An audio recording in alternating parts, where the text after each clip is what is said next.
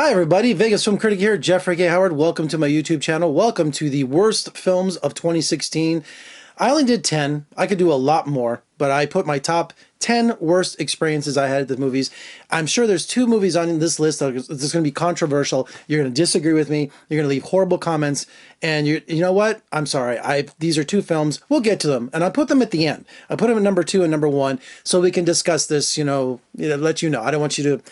Let's just go in the list, okay? I'm cheating over here, so here we go. Number 10 is Keanu, about the little kitty cat thug gangster movie from Key and Peele from Comedy Central. I've only seen a few sketches by Key and Peele, and I think that some of their comedy seems forced to me. Maybe I just haven't experienced enough of their show to find out. I don't hate them, but I didn't like Keanu. I just thought it was a one joke throughout the whole movie. Racial stereotypes, bigoted humor. I just didn't find it funny. And, just a one-trick premise. Find the kitty cat, his little beloved Keanu. And, painful. I can't believe this next film. I can't believe I'm talking about Steven Spielberg, but I am. The BFG, Big Friendly Giant, was a big friendly bore. I mean, here you're expecting something from the king of magic, giving us movies like E.T. and all these just remarkable magical experiences. And the great book by Roald Dahl, who gave us Charlie and the Chocolate Factory and James and the Giant Peach, you thought it was a shoo-in. It was a 100% bullseye. No, it wasn't. It was boring. There was nothing magical about it. This giant just went on and on and on. You're like, what is this movie about? It was almost like My Dinner with Andre, but with a giant and a little girl. I mean, I just think about that movie, how just excruciatingly boring. That's why it was on one of the worst films of 2016. Sorry, Steve. I still love you. I'm a huge Ben Stiller fan, and his bravery coming out with having cancer and beating it, and I just think Ben Stiller's one of the funniest, talented men ever. I just loved Secret Life of Walter Mitty a few years ago, and I just think he's the best, and he's always the best interview. I always have a good time with him, but not for Zoolander 2. And I didn't see Zoolander, the first one. I came late to the party, and I watched it a few weeks or a month before seeing it, and I loved it. The first one, I was dying, but watching it, it was really dated, and he just repeated the same jokes he did 10 years later in Zoolander 2. And I love Will Ferrell. He was the only thing in the movie that I really liked, but it was overkill. It really was, and it wasn't funny, and it bombed. And Ben, I'm so sorry. It was terrible. Another movie that they made 20 years ago comes in. I should be numbering these. What are we? So we got 10, 9, 8, 7. Coming at number 7. Sorry. I should be numbering these. Number 7 is Independence Day, Resurgence. It's the exact flippin' movie as it was 20 years ago. And that movie has a special meaning for me because I started as a critic. That was the first big movie that we did. And they shot it here in Nevada, and we have the extraterrestrial highway, and we went to a special screening with Jeff Goldblum and the directors, with Roland Emmerich, and I just love the first Independence Day. I think it's one of the most perfect action films of all time. There's nothing wrong with it. I've seen it literally 50 times. Fast forward to this summer, of course, oh my God, it was the same movie. We waited for it. Where was the ground war we were promised? Where was all those aliens fighting with us? Nothing that we all just fantasized about happened. It was the same bloody thing. They come back, same thing again. I couldn't believe it. God, I wanted to scream. I really did. Horrible. Coming in number 6, a recent turd, Assassin's Creed. Didn't play the video game, didn't understand a damn thing that was going on in this movie. Big budget, big stars in it. We have Michael Fassbender, Marion Cotillard, and Jeremy Irons, who are just walking through this movie, seeing all the special effects and all the action sequences that Matthew Bourne did already. Jason Bourne, Jeff. God bless it. Thank God this year's over. We saw it all in the Bourne films.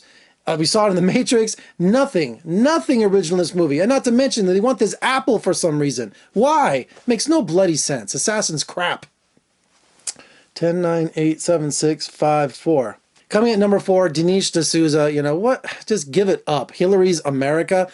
This political film went nowhere. Yeah, she won the popular vote still by 3 million people. So this smear campaign against Hillary Clinton and the Democratic Party being, a part to slavery and all this historical context that has no modern reference whatsoever. He glams over these theories, these conspiracy theories, and also it's just crap. It really is. I could sit here and I didn't do a review on it. I started to, and I was just so angry about it. Yeah, I'm a Bernie supporter. My sign's up there. You want me to get it? Now you've already seen it. He lost, but he should have won. Hillary's America, crap. One of the worst films of the year. Ha! 10, 9, 8, 7, 6, 5, 4, 3. Number 3.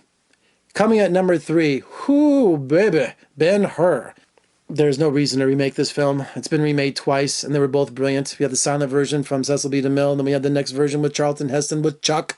You know, oh, why would you remake this? This $100 million bomb is just the worst, absolute worst.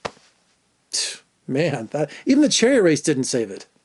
All right, I'm going to put one more. I'm going to put more on here before we get number 2, number 1, because I messed up my list here. I want to mention Gods of Egypt. Is that what it was called? That really horrible film.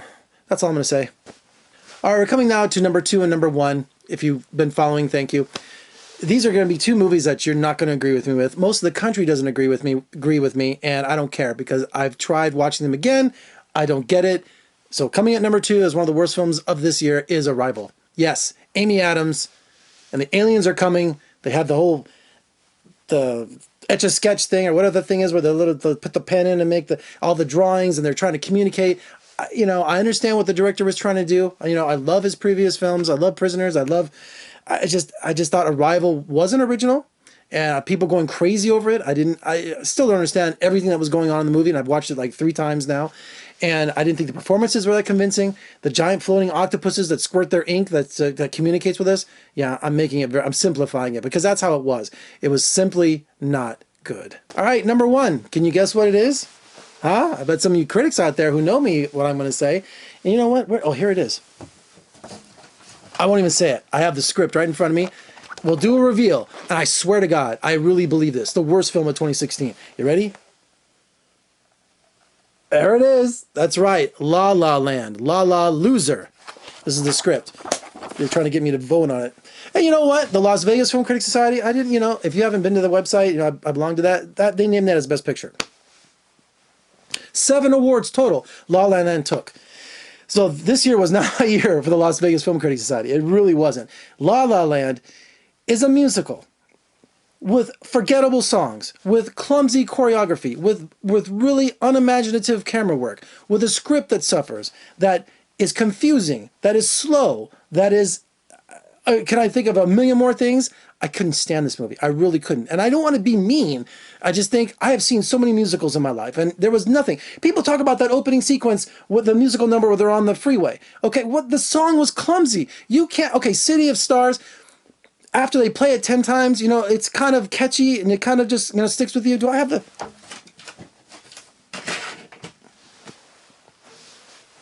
It's here somewhere. I have the 45 and the soundtrack.